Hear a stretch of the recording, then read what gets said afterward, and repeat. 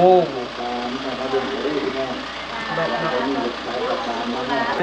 อันนี้เคสโทรศัพท์มีโทรศัพท์พร้อมคือป่ะมีเคสแล้วมีโทรศัพท์พร้อมนี่โทรศัพท์เอาโทรศัพท์พร้อมพี่17อ๋อยาโอ้จะเบิ่งนี่จะเบิ่งนี่ข่าวแห้งอะไรกองนี่ก็ให้เจ้าของแกเองแต่ละอันปาดโมงเฮ้ยจะได้พอจะใช้บทเพลงเบิ่งนี่ภาษาบ้างเบิ่งนี่ภาษาบ้างเบิ่งนี่ใช่ตรงไหนวะพี่อะไรกูมิ่งนี่กูมิ่งพี่นี่ปาดบุญตานี่เป็นมองให้เจ้าเลยเขาเอาแต่แสนหนึ่งเพราะค่าน้ำมันใจใจวุ่นกับรู้สึกว่าดีใจแห้งพวกไอ้พี่น้องดีกว่าเก่าเด้อพวกไอ้พี่น้องมาฟังกับรู้สึกสีขอบใจนะเพื่อตื่นเต้นนะดูดิสีให้เลย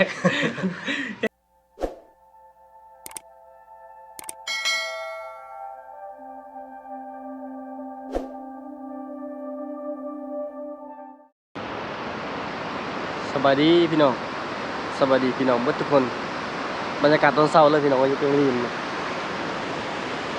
ตอนนี้เราลองเดาเบิ่งว่าโบเฮียงสิไปทางใดแต่งตัวรอ รอที่ชุดของโบเฮียงแล้วคือมื้อนี้โบเฮียงต้องมาเบิ่งเรือนะเรือเฮานะพอเรือเฮาต้องมาเบิ่งในเวลาเฮาบ่งปลาเฮาก็ต้องสังเกตเบิ่ง1ยันเรือล่มเรือจมนะมันจักมันสิเพสิพังอัน2ก็คือยันนำลงลดลงแหละเฮ็ดให้เรือมันค้างอยู่ถึงแหละมันแตกมันแห้งนะเขาต้องมาเบิ่งเวลาเขามียังเขาต้องเบิ่งนกย่างบิน3 โตนะก็คืออาการนิ่งนะถ้าว่านกย่างนี่มันบินน้ำตอนนี้มันก็เพิ่มขึ้นเล็กๆน้อยๆนะเพราะว่ายามแรงแหละเขาเจ้าอัดเขื่อนมันก็ขึ้นบ่ไหวอันนี้ก็คือจุดแกงลีนพี่น้องเอ้ยบรรยากาศตอนเช้าๆเลยตอนนี้เวลา6:40 นาทีอันนี้ก็คือเป็นเดินแกงลีนที่เขาเจ้าเกี่ยมอันเฮ็ดสงกรานต์นั่นนะพี่น้อยโบเฮียงกะจองทันทีแล้วผู้วงนั้นพักทางลงพุ่นกับแซลมอนชิมมาคายเครื่องผู้ใดที่มาเล่นแกงลีนบ่ว่าจะเป็นพี่น้องพังไทยหรือว่าพี่น้องคนลาวเขาเองนี่อยากมาเที่ยวแกงลีนอยากมาสัมผัสบรรยากาศแกงลีนหรือว่าอีหยังก็แล้วแต่นะที่ว่าผ่านไปผ่านมาอยู่พี่ก็ช่วยมาสนับสนุนโบเฮียงก็คือโบเฮียงจะเริ่มขายแต่มื้อวันที่10จนฮอดหลังสงกรานต์พุ่นแหละขายน่าจะประมาณอาทิตย์นึงขายกับแซลมอนขายกับน้องไผ่เมียโบเดือนแล้วก็ขายกับน้องจำปาพอน้องดาเพิ่นบ่มาแล้วก็ขายกับพวกล้านๆนั่นแหละลูกเอื้อยลูกอ้ายมาขายน้ำขายเครื่องบ่ว่าจะเป็นอันน้ำปั้นน้ำแข็งใสพวกจามตำหุ่งตำขปุ่นทุกอย่างอะไรพี่น้องเอ้ยอันใดที่ว่ามันขายได้เฮาก็สิลองขายเบิ่งขายหลายๆคนกับครอบครัวแหละได้บ่ได้อันนี้บ่ฮู้เฮาลองผิดลองถูกได้ก็เป็นการดีบ่ได้ก็เป็นประสบการณ์เฮานะเฮาลองขายเบิ่งเพราะว่ามันหาทางเดียวบ่ได้แล้วพี่น้องบ่ไหวค่าน้ำมันอยู่บ้านเฮาก็คือน้ำมันสั่งเดี๋ยวนี้ลิตรละ40 45 50พุ่นละอยู่บ้านเฮานะเห็นเขาเจ้าว่า50แต่ว่าหาซื้อบ่ได้บ่เห็นก็เลยเอากระตุก8 ลิตรเข้าไปซื้ออยู่ในเมืองเพราะอยู่บ้านบ่มีน้ำมันแล้วส่วนดีเซลหรือว่ากระส่วนนี่น่าจะประมาณใกล้เคียงกันแต่ว่าอยู่ปั๊มใหญ่นะเขาเจ้าขายอันสั่งนี่ประมาณ41กระส่วนนี่ประมาณ44บ่หรือ47ประมาณนี้แหละอันนี้บ่เฮียงกับบ่จื้อคือกันนะเพราะราคาแต่ละมื้อน่ะมีแต่เพิ่มขึ้นบ่มีคำว่าลดลงนะเวลาเข้าป่าเข้าดงคือบางแล้วนี่6 ลิตรก็คุณเอาลิตรละ30-40 พันมันก็บ่คุ้มค่าอาศัยเฮ็ดหลายๆอย่างแต่ว่าคือเวลาเข้าป่าเฮาก็บ่ได้โฟกัสเรื่องว่าอันต้องให้มันจบค่ารายจ่ายเฮาคิดซะว่าเฮาหานี่เพื่อว่าเฮาได้มีอยู่มีกินก็พอนะเฮาบ่ได้ต้องซีเรียสว่าหาแล้วต้องได้ทุนคืนหาแล้วต้องได้กำไรแบบนี้บ่แม่นพี่น้องอันนี้ก็คือเว้าลายอย่างห่างโพดมื้อนี้คือบ่เฮียงจะอันเข้าลงไปหับแซลมอนนะมื้อนี้แล้วก็คือสิพาแซลมอนเข้าป่ามื้อนี้นะแต่แซลมอนตอนเช้านี่เรายังซ่อนอยู่อันเลิกตอนเช้าและตอนแรงเราบ่ได้ซ่อนแล้วมีแต่บ่เฮียงสิรับขึ้นมาบ้านก็คือสิพาแซลมอนเข้าป่าเพราะว่าทีมงานผู้ใดก็บ่ว่างผู้ใดก็บ่อยากไปนะก็เลยต้องอาศัยเมียแหละพาไปป่านำแล้วก็มี FC บางคนก็คิดฮอดว่าเอาแซลมอนคือบ่เห็นเข้าป่าแล้วช่วงนี้นะ คือแซลมอนแล้วก็เวียกหลายพี่น้องเอ้ยก็เข้าใจนํกันคันวางเวียกเราก็พยายามจะขึ้นมาบ้านอยู่เพราะว่าบ้านอยู่พี่ก็ซ้ำแบบบ้านของตัวเองอะนะอยู่พุ่นกับบ้านพ่อแม่แบบนี้แต่ว่าเนื่องจากที่ว่ายังย้ายซ่อนมาพี่บ่ได้แล้วก็เลยต้องเที่ยวไปเที่ยวมายังอีกเวลาเดือนปลายก็จะได้มาอยู่พี่อย่างสมบูรณ์แบบมาอยู่เป็นเฮือนเป็นศาลของตัวเองแบบนี้นะแล้วก็มื้อนี้อันที่สองก็คือบ่เฮียงจะไปรับ ของฝากของตอนหรือว่าไปรับของขวัญของบ่พางจะได้ก็ขอขอบใจผู้ใหญ่ใจบุญที่เพิ่นฝากเงินมาให้ 1,500 บาทมาให้บ่พางและอันที่สองก็คือเพิ่นฝาก GoPro นะ GoPro มันน่าสิบ่ฮู้ว่ารุ่นใดแต่ว่าเพิ่นว่ารุ่นล่าสุดแล้วได้แล้วเขาสิแกะให้เบิ่งเพิ่นฝากไปให้บ่พางเพราะว่าบ่พางว่าบ่มีโทรศัพท์ใช้บ่มี GoPro ใช้บ่มีเงินไปก็เลยเพิ่นก็เฮ็ดทำทั้ง3อย่างมีเงิน 1,500 บาทแล้วก็กล้อง GoPro อันนี้เพิ่นว่าล่าสุดเลยแกะกล้องเลยแต่บ่ฮู้ว่าเป็นรุ่นใดนะแล้วก็มีโทรศัพท์เป็นมือสองอันนี้เพิ่นน่าจะฝากมานำหลังแล้วก็พวกอุปกรณ์ยังครบเลยเพิ่นซัพพอร์ตบ่พางจะได้บ่เฮียงก็ดีใจนำบ่พางแล้วก็ขอขอบใจขอขอบคุณแทนบ่พางนำพระอาจารย์ฟังไทยเพิ่นฝากมาให้บ่พางและอันที่3ยังมีอีกพี่น้องมื้อนี้ก็สิเปิดคลิปยาวๆหน่อยก็คือทางพระเจ้าใจบุญอยู่ทางอเมริกาเพิ่นโอนมาให้100เหรียญมาให้เป็นเพิ่นถวายนะเพิ่นถวายเพราะว่าวันที่11 12นี่แม่นเพิ่นจะบูรณะวัดมันจะมีแบบโรงทานโรงหยังคืออยู่บ้านดงนั่นแหละเพิ่นจะนำรวบรวมชมทบทุนนั่นนะบูรณะวัดอยู่เมืองนอกหรือว่ายังบ่เฮ็ดก็บ่จื้อประมาณนี้แหละแต่ว่าวันที่11 12นี่แม่นผู้ใดอยากร่วมถวายวัตถุปัจจัยหรือว่าอยากมาร่วม ชมทบทุนอยู่เมืองนอกก็สามารถมาได้วันที่11กับ12เดือน4หรือว่าเมษายนนี่แหละและคือผู้ใหญ่ใจบุญเพิ่นก็ฝากมา$100และเพิ่นให้บ่เฮียงไปถวายทั้งวัด1ล้านกีบและอีกส่วนที่เหลือเนี่ยเพิ่นให้ค่าใช้จ่ายบ่เฮียงจะได้ก็ขอขอบใจผู้ใหญ่ใจบุญท่านที่2ที่เพิ่นมาถวายวัดและก็มอบเป็นของขวัญให้บ่พางจะได้ก็ปีใหม่ปีนี้ขอให้ทั้งสองท่านและก็ผู้ชมทุกท่านขอให้มีอายุมั่นขวัญยืนความเจ็บอย่าให้ใดความไข้อย่าให้มีปราศจากโรคภัยไข้เจ็บเด้อและรายละเอียดและบ่เฮียงก็สิถ่ายคลิปเป็นขั้นตอนให้เบิ่งแต่บางเทื่อก็สิเก็บเล็กๆน้อยๆบางเทื่อก็คือธนาคารนี่เพิ่นก็บ่ให้ถ่ายส่วนอันใดถ่ายได้บ่เฮียงก็สิถ่ายตอนนี้ก็คือบ่เฮียงสิลงไปเมืองเซโปนซึ่งใช้เวลาการเดินทางประมาณชั่วโมงปลายและระยะทางก็ประมาณ80กิโลเพราะว่าเงินน่ะแม่นรับอยู่เมืองเฮาบ่ได้จำเป็นต้องไปรับอยู่เมืองเซโปนพี่น้องเอ้ยเพราะว่าอยู่บ้านเฮาบ่มีธนาคารและก็บ่มีห้างแลกเปลี่ยนจำเป็นต้องไปรับอยู่พุ่นบ่เป็นหยังพี่น้องเอ้าจะได้ก็เดินทางไปพร้อมบ่เฮียงเลยตัวนี้บ่เกิดไงอะลินนี่คือเครื่องบ่อพางพี่ไงอะลีครับว่าแมนตัวใด95,000เกิดไงอะลี95เนาะ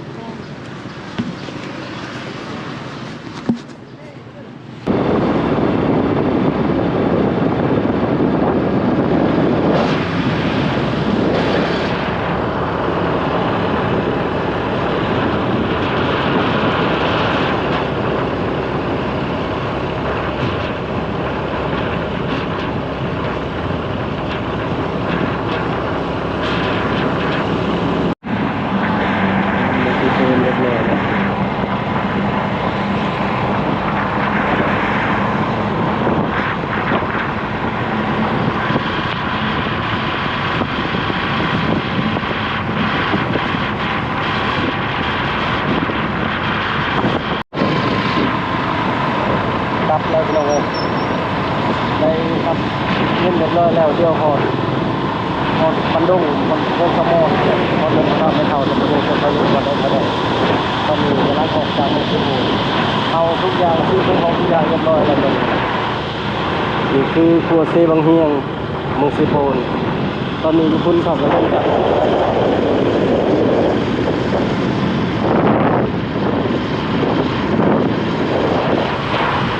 ทาง งนี้เขาเจ้าเริ่มคือคลื่นแล้วแต่ได้มือที่3เลยมีซ้ำซีมินที่เราสอบมันแดดเพราะอะไรยังมันต้องการรุ่นที่ไม่เล่ากับมาเล่าได้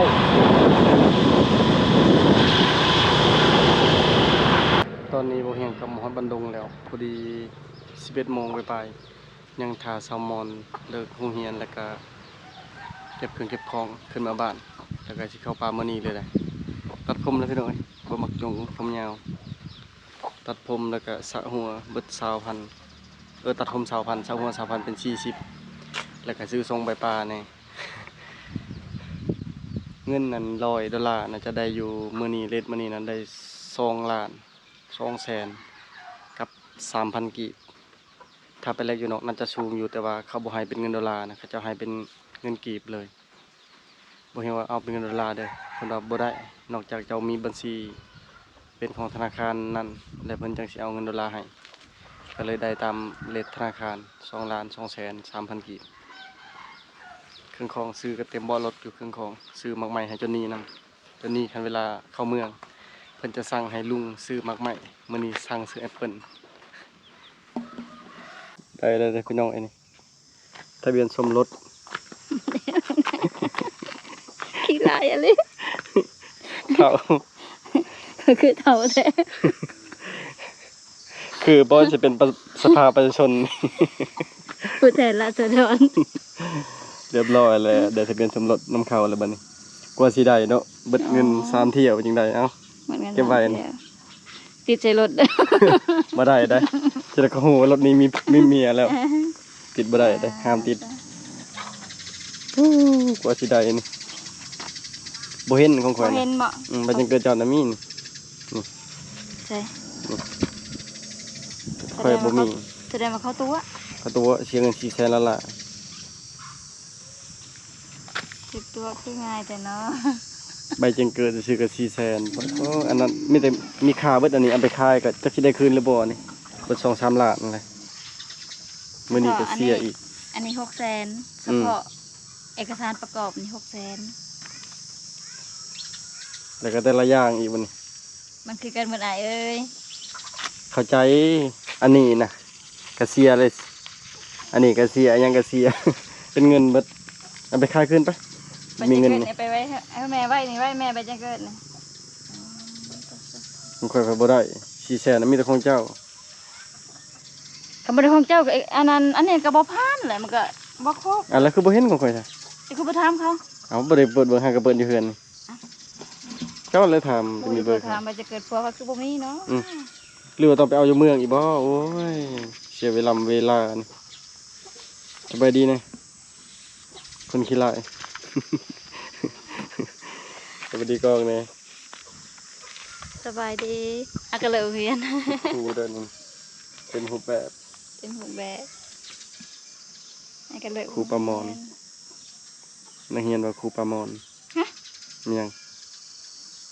อย่าว่าเฮ็ดนำกันเลยมันเป็นของเจ้า บอยของค่อยน่ะ เด็กจึงเกิดเด็กพ่อแม่พ่อแล้วก็ผู้จึงเกิดของเจ้าของข่อยบ่มีอย่างอีกเอ้ายาวนะเสียเวลา ของเจ้าบ่มีแต่ว่าเอกสารบ่ครบได้ พี่น้อยยังกับบ่ละเงินขับเคลื่อนด้วยเงินอะไรเดี๋ยวนี้บ่มีเงินกับไปบ่ได้บ่มีเงินกับไปบ่ฮอดน้ำมันรถยังบ่เว้าค่าเอกสารยังกับแพงเบิดทางสู่โอกาสทางอีหยังสารพัดเมื่อยสิบ่เอาเมียคนต่อไปแล้วบัดนี้ อายุ34 ปีจึงได้เห็นใบจะเกิด ก็ว่าเอาผัวก็สิบ่ได้ใบจะเกิด ก็เอาเขาว่าข่อยดิเอามึงให้ก็เกิดบ่หรือว่ามึงได้ลูกแล้วบ่พี่บ้าได้ลูกยังวะมันจะเกิดตัวเองนั่นแหละให้ก็เกิดมาดิจ้ะ ป้าตัวนี้เห็นหน้าใบลอยอยู่เท้ากระเท้าแต่จะเอา ศพแดง แทนที่จะเห็ดพื้นสีขาวเนาะพื้นสีฟ้าล่ะมันเห็ดแบบมันเห็ดกำดำเขาคือหูเฮาให้ ๆ บ่ บ่แม่น มันกาวมันสิ คันสีขาวอันนี้ก็ขาวแล้วเห็นบ่ อืม มันก็เห็นแต่คนเจ้านี่ต้องบ่จัก เท่าอันนี้ พอแล้ว ให้ เก็บ เท่า เก็บ ตื่นแต่เขาบอกกันน้องมาค่อยนะ เอ้าถ้าสิมีกันออกเจ้าก็นอกเจ้าก็มี เมากับวงนี้กระดอกกระป่าเลย มันจะป่ามันก็ไปเวียกมันขี่รถไป ไปเลย มันมีอย่างโอ้ยไปแล้วตอนที่หนึ่ง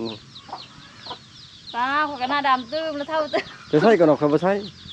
เออย าเตียงยาที่ต้องให้เบิ้งในเครื่องนะเต็มเบิดสมอนกันน็อกกับบุมี่พิดกฎจราจรแล้วแบบนี้นะตอนนี้ 12 โมงปลายแล้วเกือบ1 โมงเลย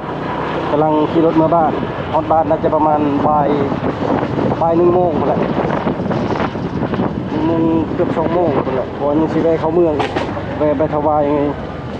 ปัจจัยมาฮอดแล้วสบายดีบ่พังสบายดีพ่อแม่พี่น้องดีราคาค่าฝากแมนเท่าไหร่95,000จะมียังไงอยู่ไหนโทรหาบ่พังจะไปใช่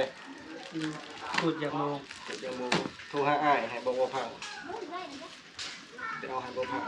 บ่ได้ท่าจำเป็นต้องมากับสมอนเครื่องเต็มฮ้อนก็ฮ้อนโทรหาบ่พังให้มารับกะเราบ่ได้อยู่เฮือน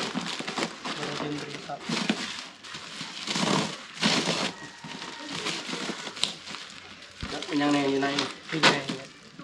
อะไรใหญ่นี่บ่เป็นกองใหญ่ว่าคนพากมาให้ข้าวแล้วพี่น้องยันค่ำสิไปป่า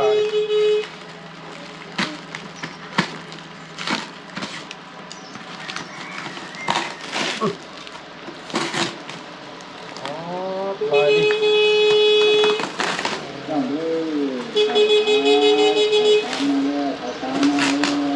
แม่นบ่เราถ้าเราจะแ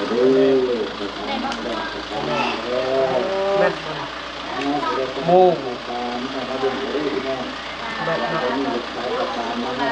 ราคาเท่าไหร่ครับ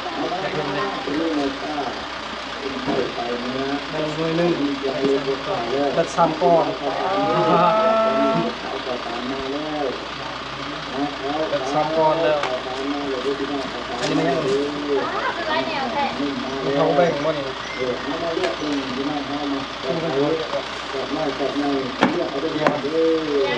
เขาแบ่งเขาแบ่งเอาอันนี้ยังมันจะพอแกะก่อนอันนี้ยังลายแท้มันยังอันนี้ขาตั้งไว้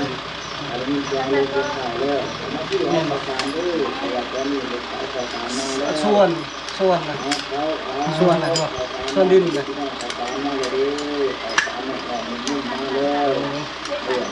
ข้าวเลยก็เห็ดแบบไหวของมันข้าวนี่ครับอันนี้อันนี้มันซบเคสตามเบิ้งแกะเบิ้งมาแกะอะไรจะแกะรถกระลำอันนี้มันยังนะอันนี้ซิลิโคนอันนี้น่าจะเป็นซบซิลิโคนดีๆได้บางคนเพิ่มมันจะพอแพงเลยแนวกันกองอันนั้นแนวปิดผ้าซิลิโคนนี่ยันมันวายเล่นกองลายนี่ค่าตั้งก็แต่ละอันนี่ราคานี่ยังลายเลยอันนี้เมม256 กิกป๊าบบ่เคยได้จักเทื่ออันนี้เนี่ยเชื่อมต่อจากโทรศัพท์ไปหากล้องไปหาไม้นี่ลายเป็นแนวก็เคยเห็นไปเลยอันนี้โกโป13ป๊าล่าสุดเลยนั่นนี่อันนี้นั่นเนื้อใส่จับครั้งแรกผมให้พี่น้องดีใจอันนี้เนื้อใส่โกโปอันนี้เนื้อใส่โกโปเลยอันนี้เคสมันเครื่องโลแกนะซาซาซาซาลายแนวเลยนะอันนี้ก็เป็นบุญตาเลยมีเคสแต่พอกองแบบลายย่างเดี๋ยวยังวันนี้อุ้ยขออนุญาตเด้อบ่มันจะคลองจับก่อนอันนี้ บ่จักอันนี้เขาแบ่งบ่หรือหยังบ่แม่นบ่จักอันนี้นะดื้อยาวกว่ากันเลยคิดเลย13เลย13ล่าสุดเลย13ล่าสุดเจ๊ออนประชุมนี่เหรอเอาจะน่าจะเมียนเด้อไปมีแต่นาทีแกอันนี้เคสโทรศัพท์มีโทรศัพท์พร้อมคือว่ามีเคสแล้วมีโทรศัพท์พร้อมนี่โทรศัพท์เอาโทรศัพท์พร้อมพี่17 อ๋อ ย่า โทรศัพท์พร้อมงามวันนี้ งามมะลิ อยากลองเปิดดูเป็นอีหยังอ่ะนี่ดิเบิ่งขอเปิดเบิ่งยังลายแต่พอเบิ่งนี่ตะกล้องไข่ทรายกระเป๋าวิเพราะแบบ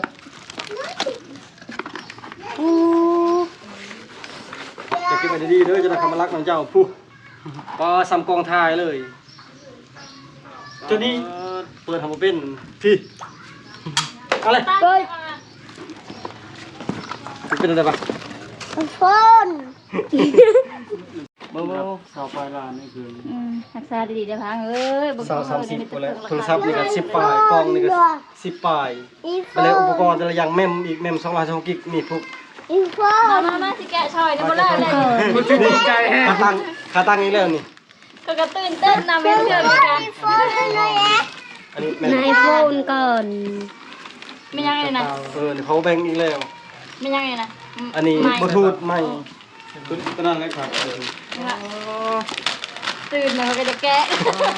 อันนี้นั่นใช้ยังนี่ใช้โทรศัพท์บอกโกโป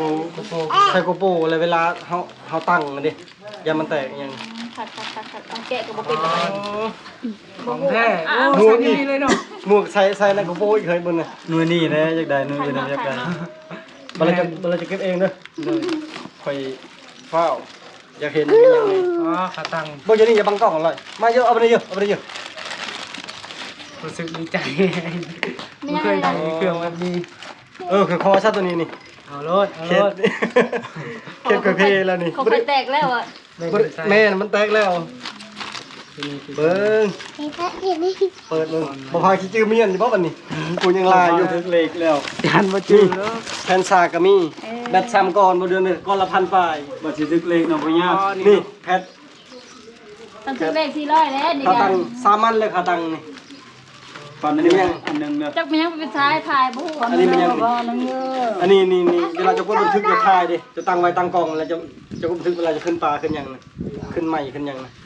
ไปจะนอนบ่พังเครียดยังเลยนะ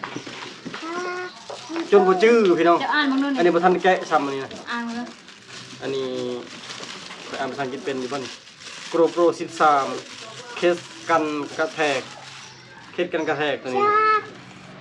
แก อันนี้นะบ่จักเลยนี่นะป้าดพี่น้องแบบเครื่องนั้นนี่นะบ่เฮียงเว้านี่ราคานี่น่าจะประมาณ อ๋อ 50,000ประมาณ 50,000ไปอันนี้นะอันนี้นี่คือแบบบ่เฮียงกับบ่ได้ยินช่ำว่าจะบุญเพิ่นแบบสิฝากอิหยังในมาป้าดโทรศัพท์ก็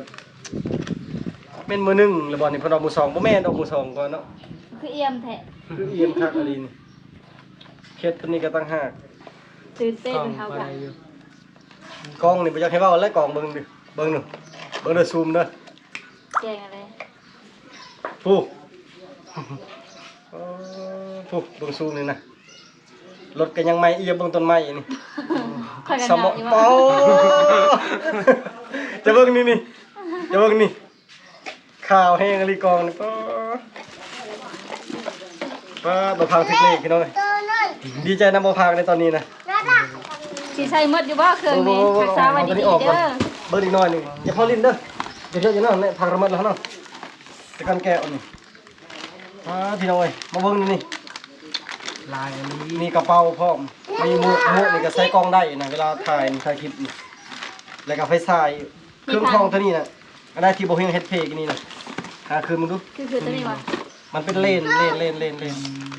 ธอเป็นอะไร แกะ อ๋อบ่เฮงดีใจแทนพี่น้องเอ้ยเกิดมาแบบว่าบ่เคยถูกเซอร์ไพรส์แบบนี้นะ มาพี่กองสิเก็บไว้คืน เก็บขึ้นตัวนั้น แบตนี่ก็แบตนี่บ่เฮียงว่าราคานี่ประมาณก้อนละพันปลายนี่บ่เฮียงยังมีก้อนแบตก้อนเดียวได้ถ่ายคลิปแต่ละมือนะแบตนี่ยังราคาที่แต่ละอันนี่มันโคตรสูงเลยเพราะว่าเครื่องไทยเครื่องอุปกรณ์ใส่ถ่ายคลิปนี่เป็นอีหยังที่ว่าคุณราคาแพงและไฟซ้ายนี่บ่เฮียงว่าแต่ละอันนี่ประมาณ1,000หรือ 2,000 ไม่ยังไงเนี่ย โกโปนี่เบิ่งแกะให้บ่พังก่อนโกโปนี่จะราคาเท่าไหร่ก่อนราคาประมาณ1,800บ่18,000บ่ เขาบ่ถึงเขาบ่ถึง เพิ่น แพงโคตร บ่เขียนราคาไว้นี่เพิ่นโอ้แม่เท่าไหร่ว่าราคา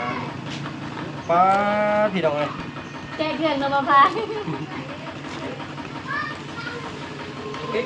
มีแต่ตั้งใจเอาบ่พังเอ้ยแล้วก็รักษาไว้บ่ต้องปะบ่ต้องทิ้งเจ้าไส้นี่คันอายไส้นี่เบิดนี่นั่น5 ปีนี่บ่ต้องเลยบ่จงเงินซื้อเลย เพื่อ พี่แกกับพิษมันเป็นด้าน Cái tay cái đạo đó thì nó cả chuồng mà cái tay เพื่อเขาสิหาเงินซื้อได้ซ้ำนี่บ่บริการ5 ปียังซื้อหาบ่ได้นี่นะ แม่นค่อยบ่เฮ็ดอยู่ทุกมา 4-5 ปีค่อยยังบ่ได้มีปัญญาซื้อแบบนี้ มันยังดีว่าคุณราคาแพงเลย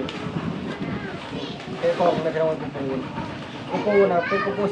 13แต่โทรศัพท์นี่บ่ฮู้รุ่นใดก็เลยจังเบิ่งแต่ว่าเพิ่นว่ามือ2แล้วก็อุปกรณ์ครบชุดเลยอ้าวพี่น้องเอ้ย เก็บไว้เพื่อเป็นชิ้นเป็นอัน นี่บ่ทันตั้งค่าบ่ทันตั้งหยังเลยบัดนี้จะมาเบิ่งนี่ ได้เบิ่งได้กว่า เฮียอะไรอะไรกูมิงนี่กูมิงพี่นี่ปาดบุญตาได้เห็น13เลนมันพี่น้องเอ้ยอะไรแกะได้มันนี่ ขี้ฝุ่น โอ้แกะได้กับตื่นเต้นแฮงกันเลยแบบนี้แม่นอยู่ว่า13นี่ เอ้าแกะก็บ่ เป็น เป็น 14บ่บัดนี้อะไรแกะบ่เป็นนาลีได้บัดนี้ เดี๋ยวจะพักแกะนั่นแกะทางข้างมันนี่กัน บ่แม่น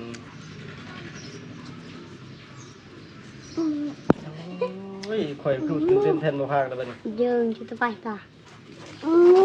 Cho bay còn nè ขอจะได้อันนี้ ตัวนี้นี่ 2,000 ปลายแล้วนี่นะ ว่า ราคานี่โอ้ยแบบว่าอันที่เฮาบ่เคยได้บ่เลยนะครับตลาดนี้มีแต่ตัวราคาสูงๆนี่13มะลินี่เห็นเลข3แล้ว13มะลิโอ้13พี่น้องเอ้ย GoPro 13 อันนี้เนี่ย ออกใหม่ล่าสุด ใส่ตลอดชีวิตเลย ตลอดชีวิตเอาดีพอแบ่งกัน นี่บ่ทันได้ใช้แบตบ่ทันได้ใช้แม่มนี่ cái cà phê chịu thế này cái này แกะเครื่องบ่พัง งามมะลิพี่น้องเอ้าเก็บเบิ่ง เก็บซอยดูบ่ฮู้บ่พังก็บ่ฮู้สวัสดิ์ได้อยู่วังใด เบิ่ง ไง ขอนั่งก่อนบัดนี้ขอนั่งก่อนเบิ่งหลายคนมาหุ้มเต็มแล้วบัดนี้ Xiaomi เป็นโทรศัพท์ Xiaomi ป้าเพิ่นว่ามือสองบ่อยากซื้อซ้ำว่ามือสองนี่ เนาะโอ้ยเฮาก็ซ้ำมือนึงหั่นแหละ แม่นอันนี้เพิ่นได้บ่ซั่นได้บ่นี่นะเออตั้งก็ได้เห็นบ่ Bằng งามมาดิอันนี้บ่ทันได้ตั้งมาเลยทุกอย่างบ่ทันได้ตั้งมีแต่ซื้อซิมมาใช้กองนี่โอ้สุดยอดเลยเอ้าค่าบังคืนบัดนี้อันนึงเลยกูเฮ็ดเฮียนอันนี้น่ะเวลาเขากดบันทึกนั่นเขาตั้งไว้มันหนักหนักของแท้น่ะหนักจะเบิ่งอันนี้ธรรมดาเต้นแฮงแฮลี่อันนี้ก็บ่ทันได้แกะอันนี้น่ะบ่ฮู้ว่าเป็นหยัง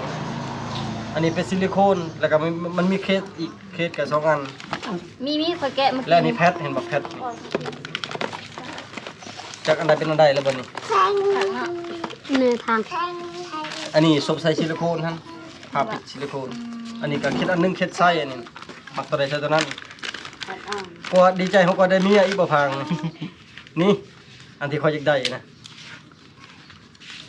มันก็สิถือกันอยู่บ่ ถือให้เอาบ่เป็นหยังแล้วของบ่พังเนาะ ยังลายอยู่ เอาไล่ใช่บ่เบิ่งดูคันมีก็สิอยากได้เลยเด้อนี่นี่อันหนึง มีกล่องหนึงขอยแกะเมื่อกี้นี่นะ อันนี้บ่ อันนี้ยังทันแกะ เดี๋ยวคอหนึ่งได้บัดนี้อย่าว่าซั่นซี่เด้อพี่น้องบ่มีแนวใส่อีหลีนี่ แบต เด้ แบต นี่อันหนึงก็นี่ค่อยแกะนี่ บ่คันคือกัน นี่ โอเคคอเลยซะบัดนี้เขาเอาตัวนี้เลยบัดนี้พอมันมี3อันเลยเนาะมันมี3อันนี่ดีใจแทนบ่พัง บ่พังสิใช้หมดอยู่บ่เครื่องนี่ ที่เขาเนี่ย ไปขอแกะดีๆนำอันนั้นนำเอื้อยอันนั้นแม่ชิงบุตรนะมาใส่ไว้จะได้บ่ใส่นะ ตัวนี้ก็เป็นเคสนี่ เขาใส่ได้นี่เนาะ เคส4อันเฉพาะเคสน่ะเพิ่นซื้อไว้เพื่อมันแตกเพื่อมันเพนะ คือเจ้าอันเดียวแตกแล้วเลย เอ้าจะมีให้บ่พัง มาสิเก็บช่วย ขออันหนึง บ่ได้เนาะตัวนี้เขาใส่ได้ อันผู้ดีจะใช้ของไผ่เนี่ยนี่ของไผ่นี่ ใส่ซาก โคม แกะไปอย่าลืมเมียนแล้วบัดนี้ เนี่ยบ่ไหวเลยบ่ไหวเลย ให้เจ้าของแกะเองแต่ละอันปาดโมงเฮ้ย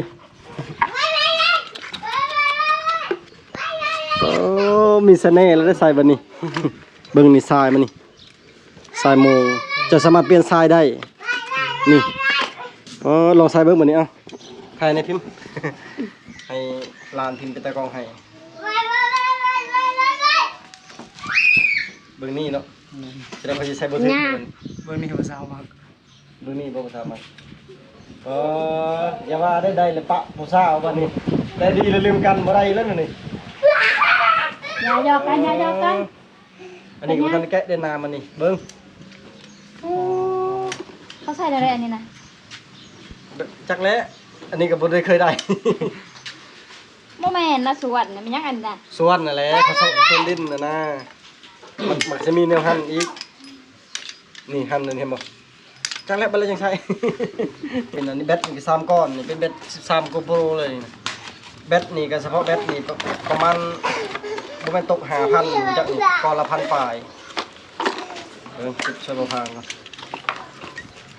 คันจะ จะมีอีกเนาะ นี่ก็แบตอีกแบต4ก้อน แบตนี่มากับ GoPro เป็นของกูโบอีกเลยของแถมป้าเพิ่น มีแต่บ่เฮียงคอท่านี่นะบ่ทันลมกับพญาจะบุญครับ บอกความจริง แต่ว่าอันนี้บ่เฮียงคอเพราะว่ามันมี4อันนะก็สิขออันอื่นนั่นบ่เฮียงกะอันบ่เอา เห็นบ่เลนมันน่ะ บอกเก็บไปหมดก่อนจนบ่หาย เลนมันตกเลยพี่น้องเอ้ยเปิดเมื่อกี้นี่นะพระเจ้าหันบ่แน่น ตัวนี้ก็แม่นได้เนาะนี่ ดอก อ้าว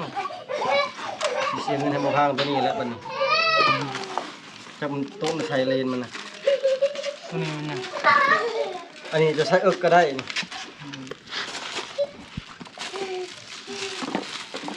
อันนี้นะใช้โกโปรก็ได้นี่เฮ้ยยามันแตกนี่เห็นบ่ ก็เป็นหน่วยน้อยๆบ้าง แม่นนี่ก็งามดิฉันก็จะรถ อยากได้อีกเลย ใส่นี่ก็ได้นี่บ่ อยากได้อีกเลยนี่ก็ บ่ห้อยใส่เลยให้ ค่ะ ห้อยใส่ธงนี่ ข้างเนาะ ของแต่ละอันมีแต่ของดีๆจดๆ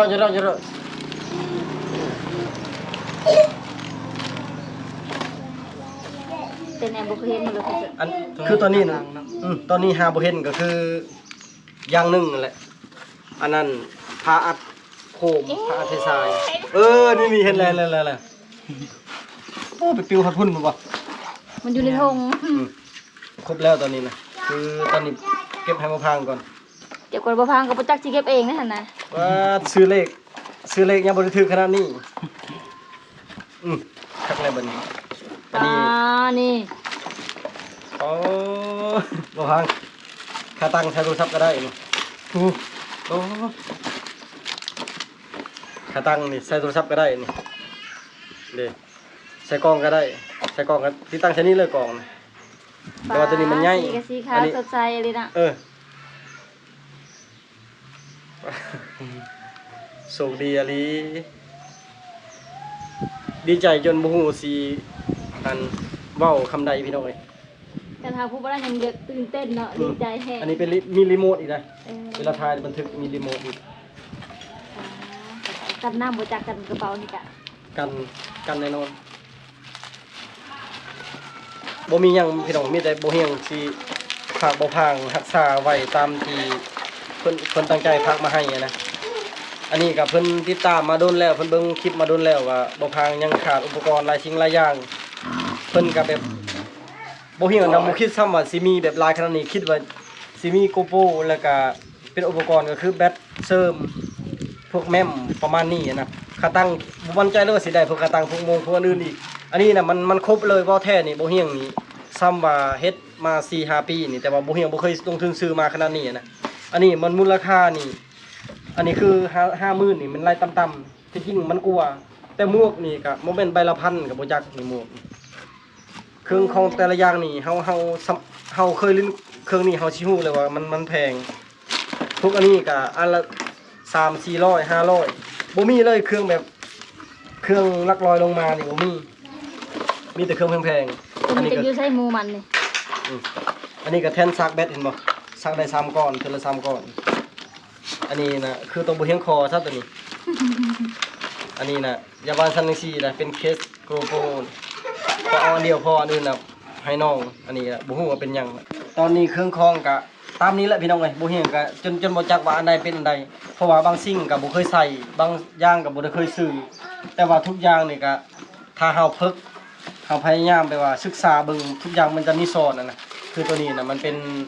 แพทเรือเป็นไฟเวลาถ่ายกลางคืนและก็ตัวนี้นี่บ่เฮียงก็บ่เคยได้บ่จักมีแต่ค่อยๆซ้อนบ่พังนํอันนี้เป็นแทนฉากแบตก็หลายสิ่งหลายอย่างพี่น้องราคานี่ก็แบบประมูลราคาบ่ได้เลยนะแม้แต่โทรศัพท์นี่ก็โอ้โหเป็นจักหมื่นนั่นน่ะเฮายังบ่ได้เปิดเบิ่งตัวเครื่องตัวหยังมันเพราะว่ามันตื่นเต้นตอนนี้นะพี่น้องเอ้ยตื่นเต้นแทบบ่พังและเวลามันก็4:30นแล้วตอนนี้นะบ่เฮียงก็มีเวียกมีงานต้องไปต่อแต่ว่าสรุปโดยรวมก็งามพี่น้องเอ้ยงามดีหมดทุกอย่างอันนี้เป็น Xiaomi โทรศัพท์ Xiaomi เพิ่นโอนเงินมาให้นะแม่น 1,500 บาทแม่นให้ใช้จ่ายค่าเครื่องและค่าน้ำมันที่บ่เฮียงไปรับเครื่องหั่นแล้วก็คือตัวเครื่องนี่เพิ่นก็บ่บอกก็คือทุกอย่างน่ะเพิ่นซื้อให้บ่พางอะนะแต่คือบ่เฮียงขอแต่อย่างเดียวนี่อันนี้ขอนำบ่พางแล้วก็ขอนำเพิ่นจะบุญต่อหน้ากองเลยเพราะว่าบ่เฮียงบ่มีใส่โดนแล้วนะเวลาถ่ายมันส่วนหลายถ่ายมืดกลางคืนบ่มีเพราะเวลามีเคสแหละ1มันกันพวกแตกพวกวายอันซองก็คือเวลาใส่อันแพทกลางคืนนั่นเห็นบ่เวลาบ่เห็นทางก็เห็นเอาสิมั่วสิมือบ่ค่อยได้เพราะว่าคันอันเดียวก็บ่เห็นบ่กล้าขอน้ำน้องแต่ว่ามันเห็น4อันแล้วก็เลย4อันแล้วกับซิลิโคนอีกประมาณ5หรือ6อันรวมซิลิโคนบ่เห็นขออันหนึงนี่นะอย่าว่าสันสีบ่เห็นขอเอาแล้วก็คือเงินในนี้น่ะ1 2 3 4 5 6 7 8 9มีทั้งเบิดอยู่1ล้านเพราะว่า1,500 บาทเรทปัจจุบันนี่มัน 685,000 อันนี้เรทสูงสุดและมันถึก1ล้านกับ27,000และเพิ่นหักค่าธรรมเนียมแม่นเพิ่นเป็นหมู่กันเองเพิ่นหักเอาแต่20,000นั่นน่ะ 1,500 บาทเพิ่นหักเอาแต่27,000และส่วนบ่เฮียงนี่สิหักเอาแต่100,000กีบนี่ค่าน้ำมันแล้วก็ส่วนต่อ800,000กับ 5,000 กีบนี่แม่นมอมให้บ่พังเลยแล้วก็คือสิให้บ่พังขอบใจเป็นอย่างใจบุญอันนี้เงินคือ8,500,000บ่800,000กับ 5,000 กีบตัวนี้นี่อันนี้เป็นมอมให้เจ้าเลยก็เอาแต่100,000พอค่าน้ำมัน ใจใจวุ่นกับรู้สึกว่าดีใจแห้งด้วยพี่น้องปกติผ่านไปเกินมากับบ่เคยได้เครื่องของแบบนี้รู้สึกนี่ดีใจแล้วก็บ่ฮู้ก็สิขอบใจมีแต่ขอบใจทางผู้ใหญ่ใจบุญก็ขอให้สุขภาพแข็งแรงเฮ็ดสิ่งใดก็ขอให้ได้สิ่งนั้นการงานการเงินก็ขอให้ได้ดีกว่าเก่าเด้อพี่น้องบ่ผ่านก็รู้สึกสิขอบใจนะเพิ่นตื่นเต้นนะดูดิสิให้แหละ มันแบบว่าบ่ได้ประมาทนะพี่น้องคันว่าเครื่องคองซ้ำนี่นะแม่นแต่บ่เฮียงนี่2-3 ปี 4-5 ปีบ่ฮู้ว่าสิได้หรือบ่นะเพราะว่ามันหลายสิ่งหลายอย่างแฮงแล้วก็แบบว่าเฮาเว้ามูลค่าบ่ได้เลยนะเพราะแต่ละอย่างเฮาบ่ฮู้ราคาเท่าใดแต่ว่าอันคิดว่าประมาณ 50,000นี่บ่ต่ำแน่นอนเครื่องคองทั้งเบิดในนี้นะมันมีครบทุกอย่างเลย คือเว้าแหละคิดว่าบ่เฮียงนี่กล้าการันตีว่ายูทูบเบอร์นี่ระดับอันหนึงของประเทศลาวเนี่ยยังบ่มีเครื่องคองที่ว่ามีครบซ้ำนี่นะอันนี้เป็นบ่พังคนแรกของประเทศลาวเลยที่ว่าได้เครื่องครบทุกอย่างเลยนับแต่สายสะพายใส่เอิกใส่แขนใส่หมวกใส่หยังใส่รถมีครบทุกอย่างเลยนะขาตั้งก็มี3ระดับ3ขนาด3แบบ3รุ่น และแต่ละรุ่นก็ราคาแพงคือเป็นแม่มก็แม่มเป็นแม่มบรรจุสูงสุดเลย256กิกบ่เฮียงก็ใช้แต่6อันน่ะใช้แต่เท่าไหร่บ่ใช้แต่16กิกแล้วก็120กิกบ่128กิกบ่ผิดพี่น้องเอ้ยตื่นเต้นคือกันใช้แต่ขนาดซ้ำนี้แต่ว่าอันนี้นั่นถ่ายได้10กว่าคลิปก็บ่เต็มแม่มคันว่าบ่พังสิติแบบมีปัญหาแม่มเต็มมีปัญหาแบตเบิดอันนั้นมันบ่เกี่ยวเลย power bank ก็มี2ก้อนหลายสิ่งหลายอย่างแฮงจนแบบเว้าบ่ถึกพี่น้องเอ้ยอันนี้ก็ต้องบ่เฮียงก็ขอบใจแทนบ่พังก็คือขอบใจพระอาจารย์อยู่ทางฝั่งไทยเพิ่นฝากมาให้บ่พังบ่ว่าจะเป็นอุปกรณ์ทุกอย่างแล้วก็เงินจำนวนหนึ่งนะเพิ่นฝากมาให้บ่พังเป็นค่าใช้จ่ายอะไรพี่น้องเอ้ยก็คือทุกอย่างอยากให้บ่พังเก็บรักษาตามความตั้งใจที่ว่าเพิ่นฝากให้เพราะเพิ่นเห็นบ่พังจมตลอดว่าบ่มีโทรศัพท์ใช้โทรศัพท์ตกน้ำบ่มีกองใส่กองยังเพบ่แล้วเพิ่นก็สนองอันนี้ให้ทุกอย่างเลยมีแต่ให้บ่พังเก็บรักษาเพราะว่าบ่พังก็ตั้งใจอยากหาเงินซื้อของพวกนี้แหละรายเดือนก็ยังบ่ได้คิดว่าบ่พังไปเฮ็ดเรื่องงานอีกจัก2ปีก็บ่ได้แน่นอนซำนี้นะเพราะว่ามันเศรษฐกิจอยู่บ้านเฮามันเงินเฟ้อและก็ค่าครองชีพมันแพงหามาเท่าใดก็มันก็ยังได้เก็บอยู่เดือนละล้าน2ล้านมันก็เพื่อสิได้ซำนี้มันบ่ได้ง่ายก็มีแต่ซำนี้แหละพี่น้องเอ้ยบ่มีหยังก็ตื่นเต้นและดีใจและบ่มีหยังก็ชี้แจงเงินโตไปถวายทางวัดมื้อนี้ยาคูเพิ่นบ่อยู่มีแต่บ่เห็นออกจากป่าเลยจึงไปถวายเงินทางวัดจังได๋ก็ขอขอบใจทั้งผู้ใหญ่ใจบุญอยู่ทางอเมริกาแล้วก็จะผู้ใหญ่ใจบุญก็คือพระอาจารย์อยู่ฝั่งไทยที่เพิ่นซัพพอร์ตบ่พางนี่แหละก็คือบ่เห็นกันจนเว้าบ่ได้พี่น้องดีใจแทนบ่พางแล้วก็ขอบใจขอบคุณเบิดทุกคนเด้อพี่น้องเด้อไปก่อนบาย